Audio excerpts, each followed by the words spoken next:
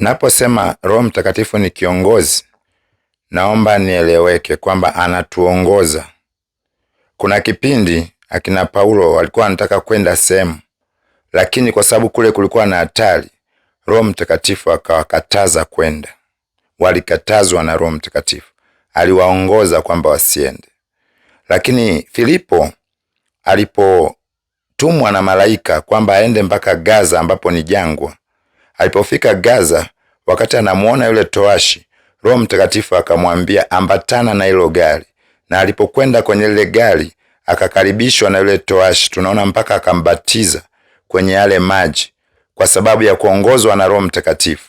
Roho Mtakatifu ni kiongozi anayetuongoza katika maisha yetu. Ukiongozwa na Roho Mtakatifu, kila jambo utakalolifanya litakuwa lina matokeo mazuri tofauti na ukijiongoza wenyewe. Watu wengi hatumuulizi Roho Mtakatifu katika matatizo yetu, hatumuulizi Roho Mtakatifu katika maombi yetu, hatumuulizi Roho Mtakatifu tufanye biashara gani, hatumuulizi Roho Mtakatifu ni aina gani ya maombi tufanye. Ni vizuri tukamuuliza Roho Mtakatifu ili atuongoze, kwa sababu yeye ni kiongozi.